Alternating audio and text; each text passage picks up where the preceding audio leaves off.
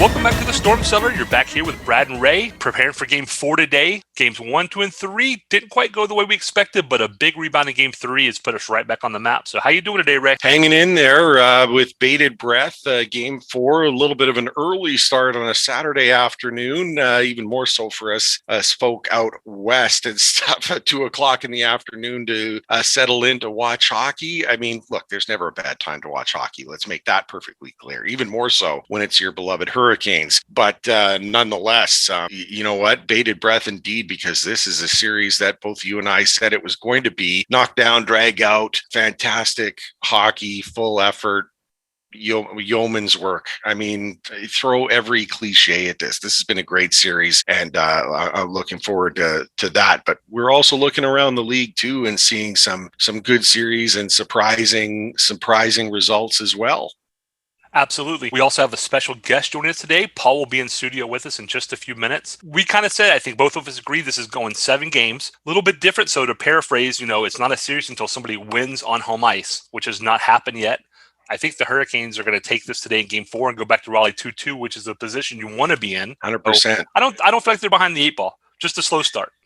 A slow start with the injuries. That's the big thing right now. And I know coming ahead with no Nino, and I think there's a game time decision for Vinny and Mr. Fogle. And so seeing Fogle go down in Game 3 with that hit that was totally legal and so forth, but you could see his shoulder kind of crumple underneath him with the hit. I was like, wow, it doesn't look like that big of a hit. It wasn't a Mark Scheifele hit, which we will get into in later on in our race around the league and stuff. But you saw his shoulder kind of crumple there, and I was like, oh no, that can't be good. And then he tries to come out again in the third period and lasts all of 16 seconds before he hurts himself again. So we want Fogle to have a swift recovery. But Coach Rod, he says it's kind of a game time decision. So I don't know if that's gamemanship on his part to kind of keep Tampa off kilter or what, but it's going to be interesting to see how this one plays out. Like you said, Trocheck made the trip, which at first I thought this is just a leader being a leader. Initially, we thought the injury might be more severe. Now he's a game time decision. It would be wonderful to get Trocheck back in the lineup. However, as Rod has said for the last couple of years, it's next man up. So somebody's got to step up and take the reins. Even on a very limited basis, having Trocheck on the ice, if you need a face-off one and Stahl has just come off the ice on a shift or whatever, if you need him out there, like that might be maybe the time to get him to win the face-off for you and get off the ice. I mean, maybe that's all you need to do. And that's happened before where guys have to use a very limited skill to protect injuries and so forth. I mean, maybe that's the way he's going, and that would be fine with me. And faceoffs is one of the places where the Hurricanes are clearly outplaying the Lightning. 57-43 in the last game, 52-48 game 2, 53-47 in game 1. So the faceoff circle is one of the places where the Hurricanes have been kind of dominant. Power play's gone 2 for 9, so not terrible, not but not at the level we expected to be at either. So I think putting the SAT line back together and helping group those guys back on the power play 1 might give a little more punch to that offense. The one thing that is a concern and so forth, and it's not the fact that our penalty killers are not doing what they can, it's the Lightning's power play is as lethal as advertised. Some of the passes, the power play goal that they scored to make it 2-1 in game 3 was simply textbook. It was a textbook tic-tac-toe goal that was surgical in its passing and the scoring. It was just sometimes you have to tip your cap, and I certainly did then, much as it hurt to do so, because that was just something to watch, something to behold. They are lethal. When our penalty kill can keep them off the board with a power play opportunity, that is something to really get behind. That's a real energizer, because you shut down that Lightning power play, that'll bolster the guys on the bench a big way. So yeah. Absolutely, and 5-on-5 shutdown is going pretty well for the Hurricanes. Kucherov and Point both only have 3 points apiece in the series. They both were shut out in game 2, even though Tampa won. They found some other people to pick that up. But I think overall the 5-on-5 play has started to look better for the Hurricanes, especially at the very end, those last 5 minutes of game 2, where Andrei Svechnikov just seemed to be like, I'm going to put something in here. And he was able to break through. And then that momentum kind of carried over into game 3. The Hurricanes come out there with an OT win. We thought it was Aho. It ended up being Jordan Stahl with his second overtime winner of the playoffs. I think the record is 3. I think there are 2 players that both have 3. What an achievement for them. Overtime seems to be the place where, Carolina seems to want to win games. Yeah, that's certainly certainly the case. And, they didn't crater when they got out to that, 2-goal lead and they were looking sharp. And then when Tampa tied the game up, they didn't go into the tank. It was like batten down the hatches. We can get this right. I expected a goal in the third and didn't see one. And then all of a sudden, Jordan Stahl comes up big. He's hanging around the net, and on a nice deflection from the shot from Aho, Sebastian Aho, Seabass. The man is incredible. He is so quick. That breakaway goal where he was accelerating away from the defenseman again. I don't know how many times you need to see this guy skate away from defense to get his opportunities. And he beat Vasilevsky clean. It was a beautiful goal. So Aho was, tip the cap to him too. Yep. Boy, oh boy, was he great. And I think it might have been Michael Smith of the Canes who had tweeted out that Teravainen had not assisted on an Aho goal all year and gets 2 last night, including that that very slight deflection on that breakaway goal. I mean, that's just, hand-eye coordination to the max. It totally is. And a Finnish connection, they play so well together. It's nice to see them actually connecting and being the offensive threat that we've needed them to be all season long. So the other big change, Ray, is subbing in Peter Mrazek for Ned. I think I don't want to speak for you. On my mind, Ned has not been the problem. Scoring 1 goal a game has been the problem. That being said, Rob might have just thought, hey, the guys need to switch. He said mentally, maybe Ned's a little tired. The goals he stopped were the hard goals. The goals he let in were the not so hard goals. Yeah. It seems to have worked. So it's hard to complain about it. Even on Twitter, we kind of said, hey, in Rod, we trust. If he says go with Peter, we go with Peter. And it worked. So I'm a happy camper. What about you? It did work, and I recall you sending me the message. The first news that I had heard about making the switch, it came from you, and I immediately wrote back. And full disclosure, I said Ned was never the problem. He was never the problem, and there are some haters out there that looked at the bad goal, the game-winning goal in game 1. It was a bad goal, and said, what the heck is he doing in here? He's terrible. He's whatever. And they completely ignore the fact that he made point-blank stops on Kucherov, on breakaways and whatever that should have been goals, and somehow he kept them out. It's funny. Hockey fans can be fickle that way, right? When you look at and especially when you look at your goaltender, they admire the 5-star saves, but the second that you allow a bad goal or something that maybe probably should have stopped, they turn around and say, I could have made that save. Come on. And it's like, guys, you know what? It's not that easy. The goaltender in NHL is not that easy. And when you sent it to me, I'm like, I don't know that that's the right thing to do. And then in the very next sentence I wrote, but if this is what Rod wants to do, we'll trust him. Absolutely. And immediately, one of the first things that they said, and all of this comes on the same day that he is nominated for a Calder trophy. Huge honor. Huge honor that he gets included in the list. And on that very day, he's the one that's yoinked from the starting spot. And the announcers who were covering the game and doing color and so forth, they were very quick to point out, Rod Brindamore says, this was not about pulling Ned because he was terrible. Not the issue. We're just changing things up and doing what we can. And what a joy it is to know that you can make that switch and still have grade A goaltending in Mrazek. Like when Peter Mrazek goes in, you've got a good netminder. Now, one of the first things that I was concerned about, everyone was talking about how the Hurricanes are playing, behind in most of the games. And one of the issues that Peter has had in his past is allowing that first goal. Sometimes on the first shot, like all last season, we would look, the very first shot goes in the net, and all of a sudden now you're playing from behind again. If you want to stop that, is Peter the answer? Well, we found out in game 3, he absolutely was. He absolutely was, because he made some magnificent saves, none bigger than right at the very end of the third when the Lightning had that 30-second shift all in the offensive zone with point blank shots. It was crazy. And he made the stops and held them in long enough for us to get the win. And that's what you want. So look, we'll probably see him in game 4. Mm-hmm. I think it's fair to say he's the guy that's getting the nod, and you want more of the same.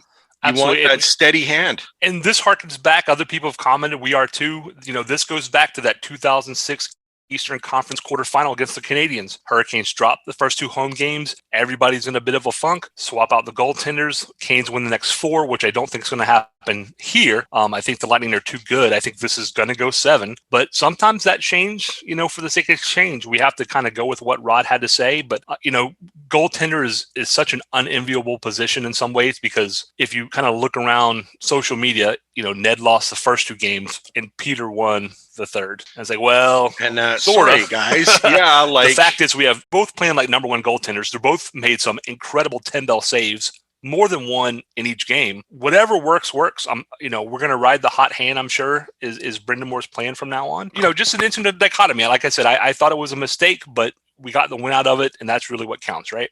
Yeah, and look, just a reminder, no matter how good your goaltender is, you still have to score goals to win the game.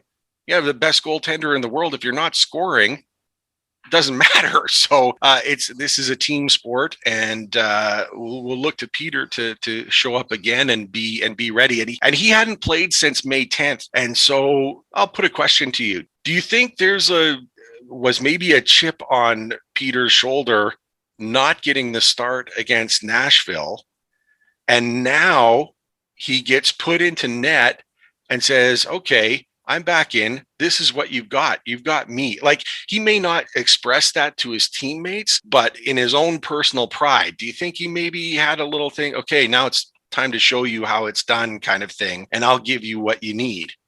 I think absolutely. Between Peter and James, you've had this kind of dynamic duo for a little while now. Both of them solid goaltenders, but, not an exceptional goaltenders necessarily. Both of them can get streaky, though, and play that super hot, high level that we see out of consistent guys like Vasilevsky. Ned comes in because of the injury. After being waived at the start of the season, plays lights out. Finished number 1 in both save percentage and goals against for goalies who played more than 17 games. I mean, that's phenomenal.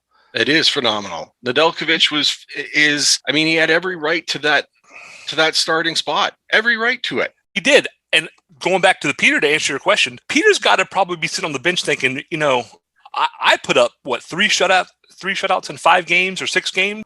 This is the end of my contract year. I'm looking at, I'm looking for a new contract. Like, that's my net, man. It kind of reminds me of the scene from the movie Miracle, where it's like, we're going to put in the other guy in net. It's like, no, that's my net, man. And I do think that might play into this because Peter played lights out in game 3. Like you said, we're expecting him for game 4. I mean, if he plays the way he did in game 3, the Hurricanes have a very solid opportunity, especially if the scoring starts to get going and the power play unit starts to click like it did last game. He kind of got pushed aside there with how good Nedeljkovic played. Peter's a good goaltender, so whatever motivates him, whatever gets him to play his best, if it's having a chip on his shoulder, I'm on board. One thing that we can say, look, the goals that Peter allowed in game 3, he had zero chance on. Zero chance. They were perfectly executed power play goals that just were amazing. No shot. Whereas you look at some of the goals that Nedeljkovic allowed, and at least one of them was very soft, and it was the game winner. Like, sometimes you can still tell he's a rookie, and that's it. So seeing Peter coming in, it made me question, but his performance in game 3 was magical. Some of those saves, wow, just tremendous. Ray, our special guest, is here. We started talking to this person. He's a friend of mine, coming to us all the way from Scotland. Hurricanes from afar is kind of one of the things with me being in Boston. You're in Calgary. This guy's coming to us from Scotland. Welcome, Paul Lawson, to the program. Yeah, I'm good, thanks. Oh, excellent. So, want to give us like what's your 30-second recap of how they played maybe in the first couple of games? Is there any big picture things that you want to share with us? Nothing that you've already covered. I think the big difference between the two teams has been Vasilevsky. Hard to argue that.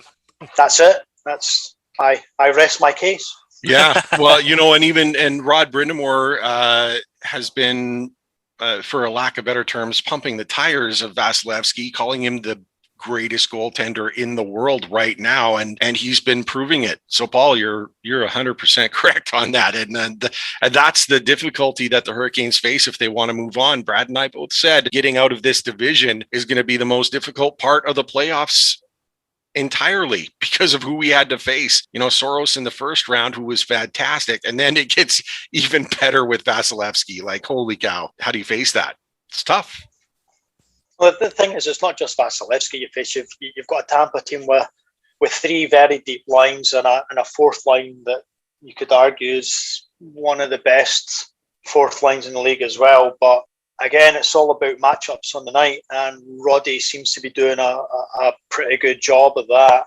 Again, the elite players turn up elite when they need to, and that kind of happened in the overtime win, with Stolz tipping off Aho's shot.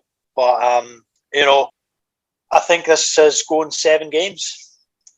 We do too. Yeah, we just need to find an answer to Vasilevsky. Hopefully, they give him a rest and they maybe have an easier opportunity to score goals. But again, the offense needs to step up a bit more than it has in the first couple of games. The disadvantage I've got is being in Scotland. I tend not to be able to watch games live.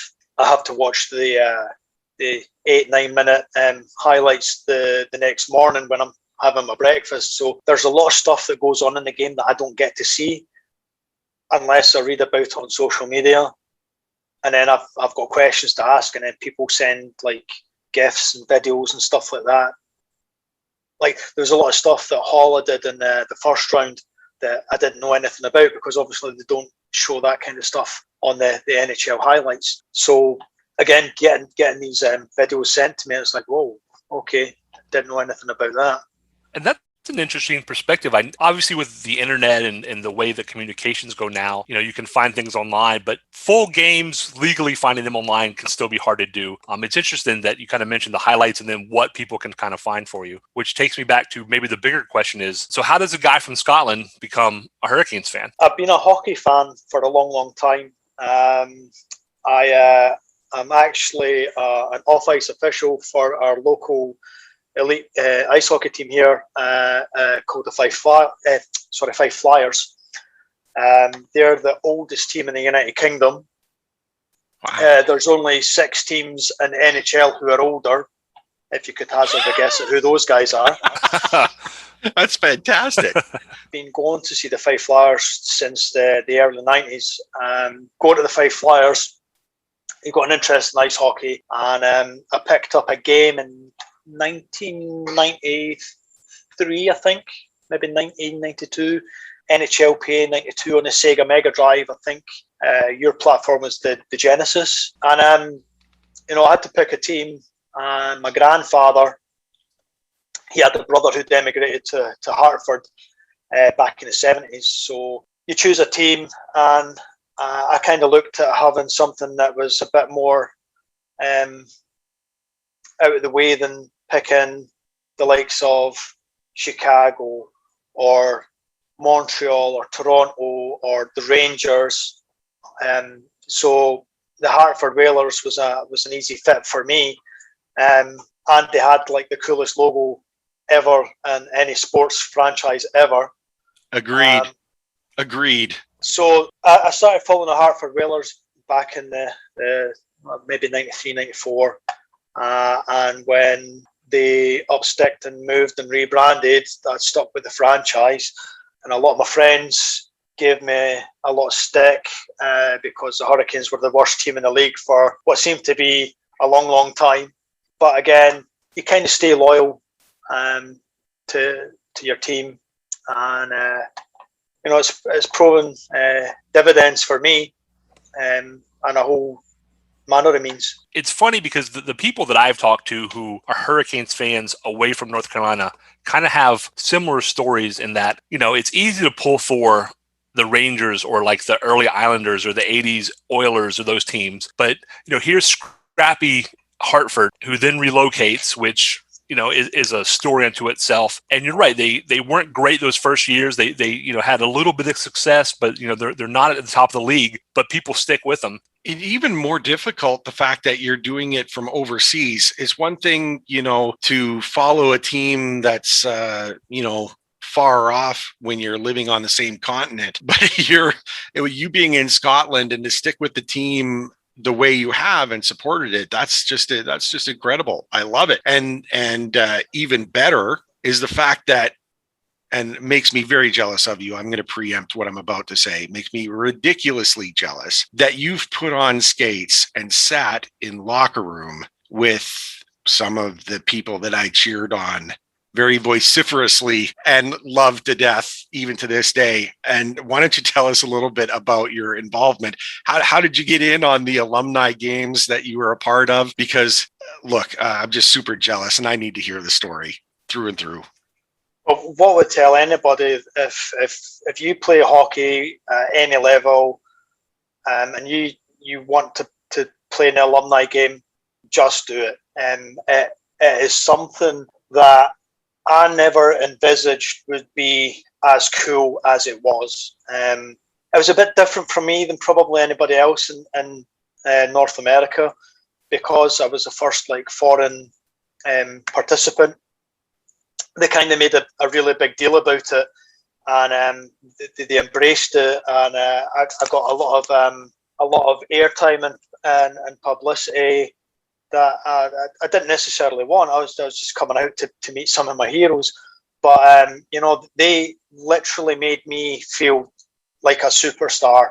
You would not believe, but a lot of the guys who, like me, were paying to play, really good guys. You go in the locker room and stuff like that. You meet these guys. You start telling stories about, how I became a Whalers fan and then a Hurricanes fan, and they love it, and they tell you stories about their hockey history and stuff like that. And I've made a lot of incredible friends.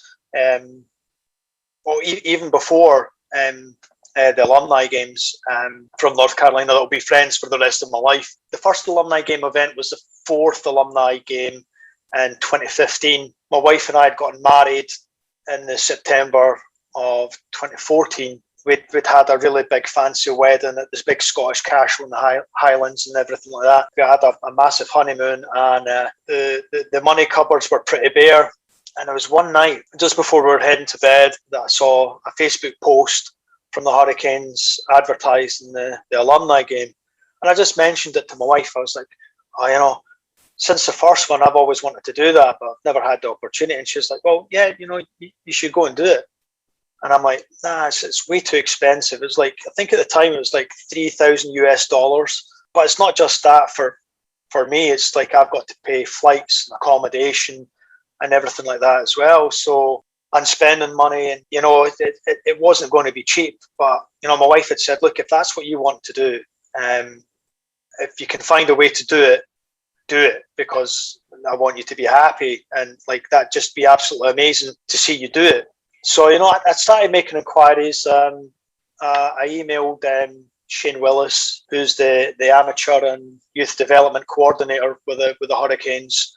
Again, an ex-Canes player. Called him up, spoke with him, said, I'll need to look and see if I could really afford to do this. So the time of the year it was, I think it was March. So the flights were cheaper than they would be if they were summer. I had to take out a bank loan to do it. So I did it, signed up for the event about 6 weeks in advance, hit up a couple of friends who I'd made friends with on message boards and forums and whatnot. And my friend John, who stays a couple of hours outside of Raleigh and Winterville, he had friends who had actually tailgated with when we were over in Florida in 2011. My father-in-law, my brother-in-law and I flew up to North Carolina for the home opener against the Tampa Bay Lightning.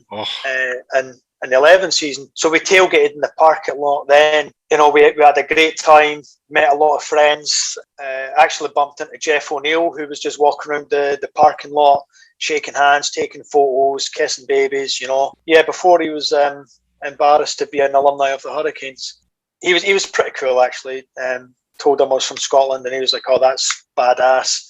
Got my photo taken with him. He hung out for a few minutes and then moved on to the next gazebo, and it was an unreal experience. So one of the couples who were at that tailgate, who I hadn't been in touch with since, were your friends, Brad and Sean. They said they would be happy to host me to save me money on accommodation and everything like that when I came over. Even that in itself is fantastic to me, to have people that you'd only known for like a couple of hours and you've had drinks with and food with in the parking lot of the then RBC Centre say, yeah, you can come and stay with us for a few days. And to me, that's unbelievable, and I'll be forever grateful to them. So I arranged that. I got my flights organised. I arranged with Shane Willis to play in the alumni game. So that was awesome. You know, to pull all that together. I flew over myself, Edinburgh to Heathrow, and then Heathrow to Raleigh, Durham. Yeah, I know they're two different cities. Before you give me abuse for that.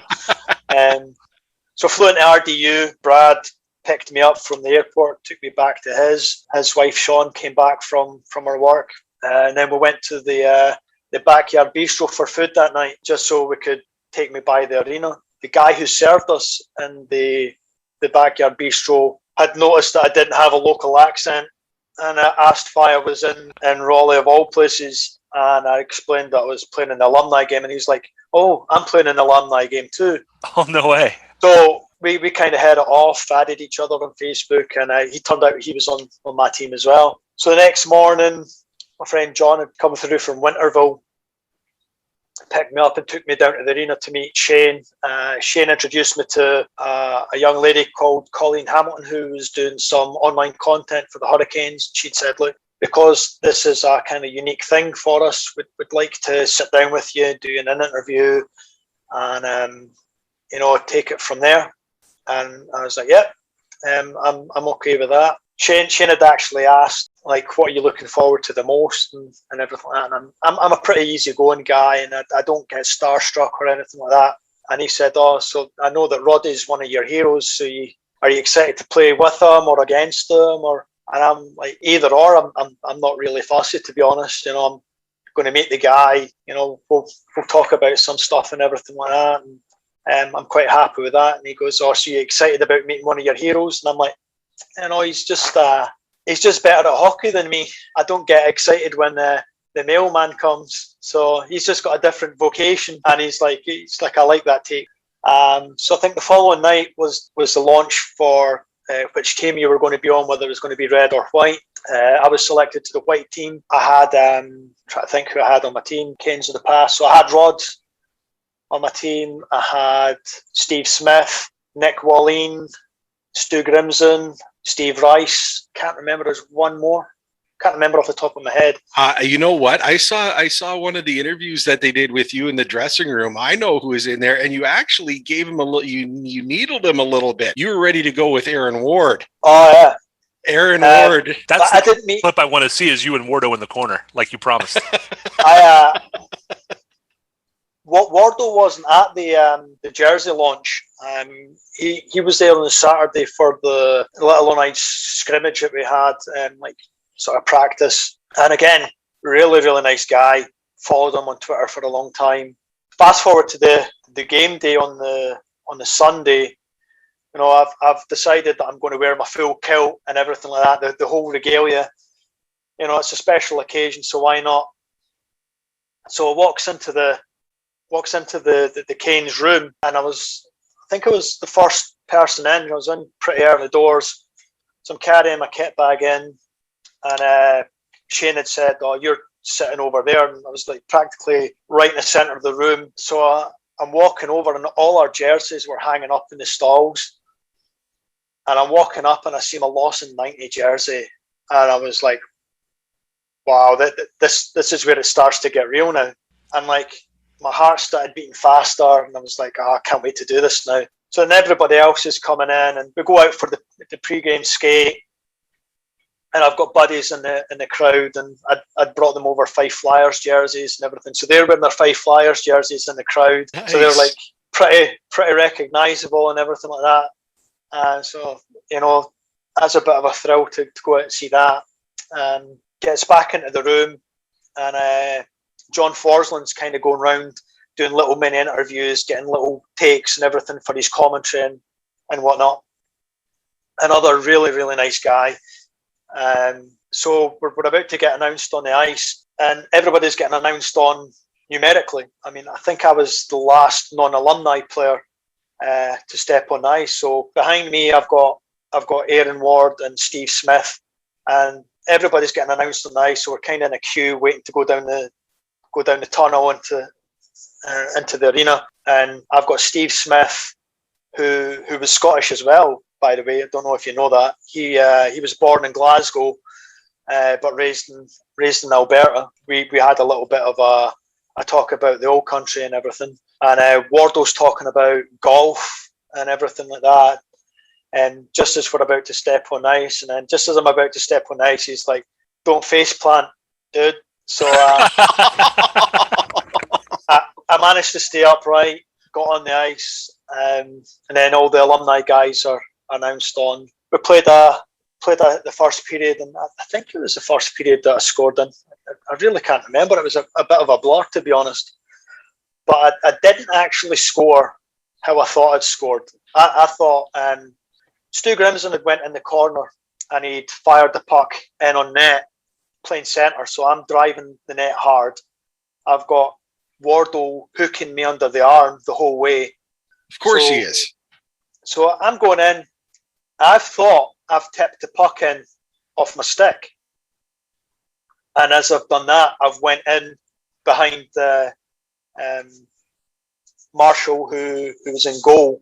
But the puck's actually come over his shoulder between his head and the crossbar, and it's hit me in the arm and dropped in. So here's me thinking I scored off a tip-in, but I didn't.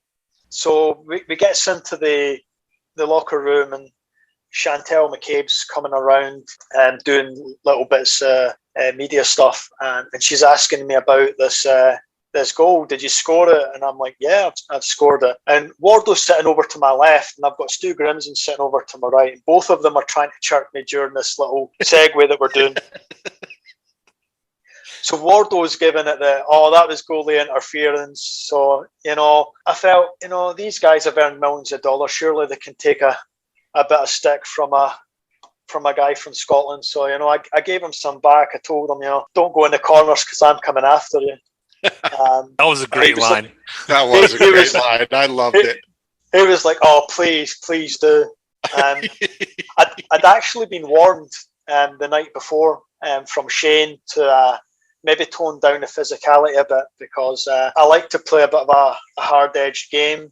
So he's like, you know, we love it, but a lot of the guys who haven't played at a level, they don't love it. So, you know, just take it easy out there. He didn't want you hurting any of those old guys. That's right. That's all. Shane was the other guy who was on the team. That's who I forgot. He was actually on our team. So, you know, we goes back out, and funnily enough, Wardo didn't come anywhere near me the rest of the game. There you go. They heeded the warning. But, you know, that whole thing was great. Like from start to finish, the job that Shane Willis does for the whole Canes Community Foundation, putting that on, arranging these guys to come in. I mean, honestly, I know I was treated a little bit differently because I'd come from overseas, but all the guys that were there, like the guys on the other team, Jesse Bolaris, Sergei Samsonov, all these guys were absolutely brilliant with us and interacting with us. They were signing player cards, they were signing jerseys, talking with us. Like I said earlier on, even if you play beer league and you've thought about doing this event, do it, because honestly, it is one of the greatest things I've ever done. The money's for a good cause, and like you said, it's the experience is going to be invaluable. You can't put a dollar amount on sitting there. Stu Grimson was one of my favorite players. I was there at Green Acres in '97 when Stu was on the team. I will have to say, if I'm in that alumni game, I got to probably chirp Stu and be like, "Hey, like, you want to like fake drop the gloves with me?" and then I'm going to run. Gone. You're not messing with the Grim Reaper that way, but no, you don't mess with the Reaper. I tried to ask Jesse Bolaris to go with me, but he just laughed and smiled, gave me a little wink. That's right. Yeah. You know what? I got to tell you, you explained how it's the greatest experience and do it. Just the way you laid everything out. I'm not going to lie. You were describing your heart starting to race when you see your jersey lined up along the locker room and stuff like that. I got goosebumps with you just explaining that yourself. You know what I mean? So to have that experience and feel that by proxy through your description, you know it's real. Like, you know that type of opportunity just doesn't come along. And big shout out to your wife, who clearly loves you dearly, because anyone who is just going to say, go do it, experience, you want to do this, that is true love. So big kudos to your wife, because wow, you getting an opportunity to do that. Wow. And you alluded to the jersey hanging up. I don't know if people heard it, but there was a special jersey number that you have that you were the first. Somebody more famous has it now, but you were the first. You want to talk about number 90? Yeah, sure. Go for it. So Paul Lawson, folks, the original number 90 for the Hurricanes. David Ayers, we love you. It's your number now. But just to be fair, Paul wore it. Was it both games, Paul? Yeah, both games. They're the only number I've ever worn. He was the OG 90. That's right. We love David Ayers, but Paul, yeah, that number is yours first. I don't know why they didn't raise it to the rafters for you.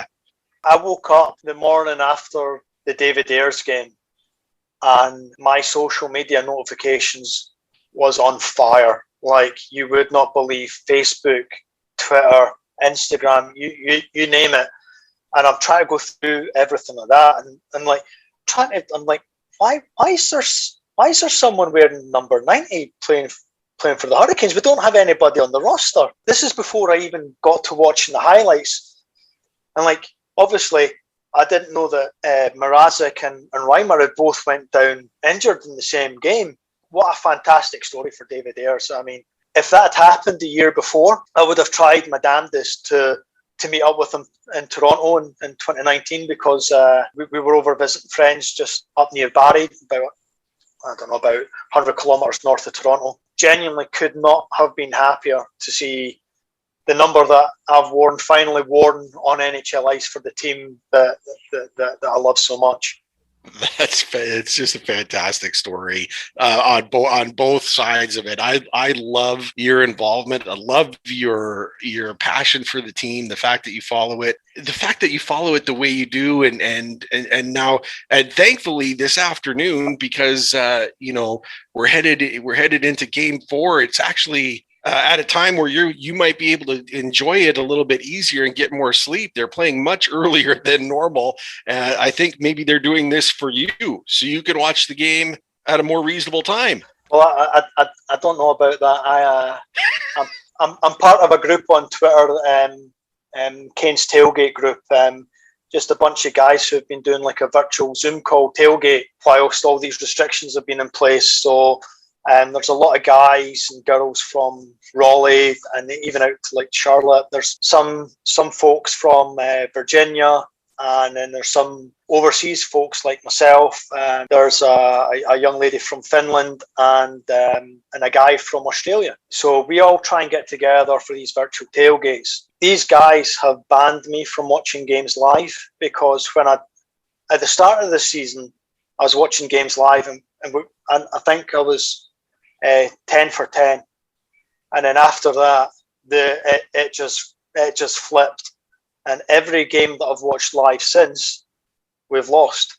Ooh. So the guys on the Canes virtual tailgate have suggested, rather than actually banned me from not watching the games live. So I watched Game 1 of the series against Tampa live and decided, I think I should stop watching games live.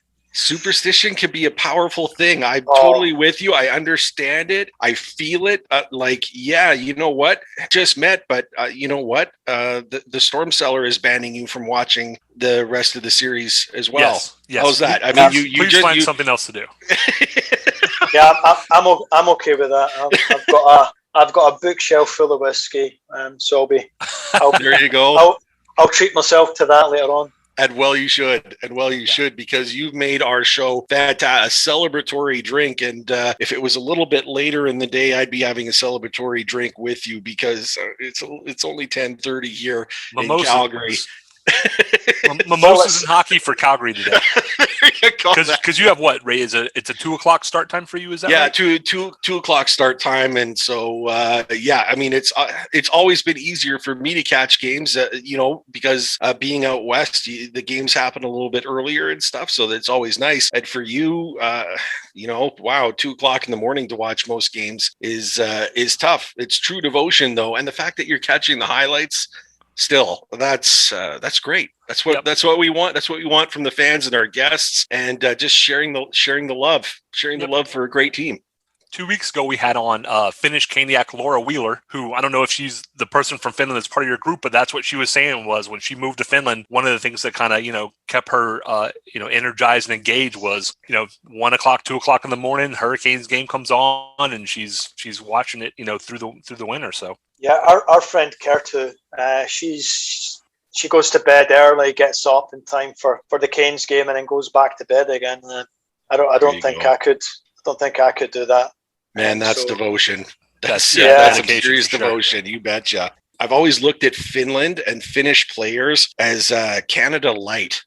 I love the way they play the game, and having them on the Hurricanes roster makes me smile. If I can't cheer for Canada in international games, I'm cheering for Finland, because man, I love the way they play. I love the way they play, what they do for the game. Paul, it's been so great to have you as part of this podcast. This has been fantastic. It's exactly what we wanted. I am eternally jealous of you for being in that dressing room, but I'm so thankful that you're willing to join us here and share the story, because it gave me goosebumps. I know it'll give all of the Hurricane fans goosebumps just knowing that you were in there, sitting beside Rod, who even came over, give you a little nudge in some of those interviews too. I mean, how do you top that? You just can't. You know what? I'm going to start working on my wife to see if she can't get me involved in the alumni game as well, because man, that'll be just too much fun.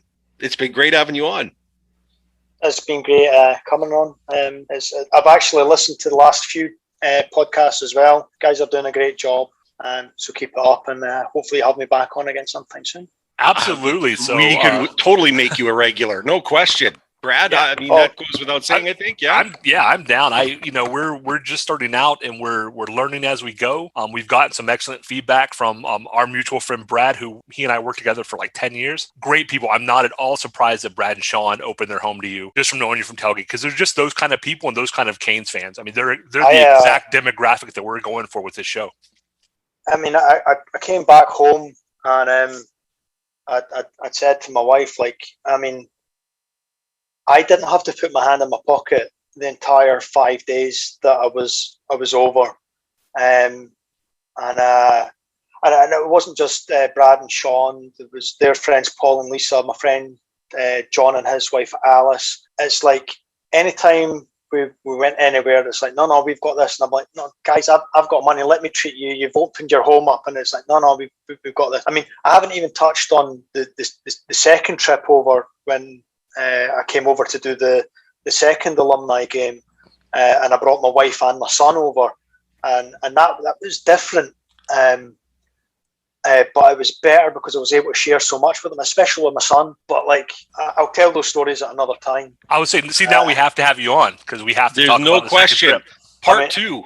There we go. Part two. I'll tell you a quick story now about that first alumni game. So after the alumni game, they have an after party. So you're allowed to bring guests in. So I was jonesing for extra tickets because they only give you 4 tickets. So I need tickets for Brad and Sean and Paul and Lisa, and then my friend John, Alice, their 2 kids wanted to come as well. John and Alice are the people that I've known the longest from North Carolina, and I was able to get extra tickets from other guys who only had like a couple of people coming, so I was able to get everybody in that wanted to get in, and so we're all sort of mingling with guests, you know, the ex-players and everything like that. I had Glenn Wesley standing talking to me. So that time that I came up in 2011, right, we're flying back down to Orlando the next morning, my father-in-law and brother-in-law, and I'm sitting there in the airport, and I'm saying to my father-in-law, who knows nothing about ice hockey, and I'm saying,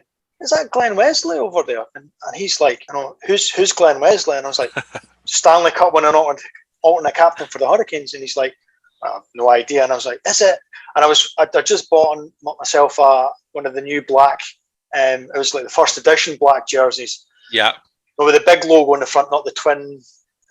Not the twin flags, yeah. Yeah. So I'm like, will I go over? Will I?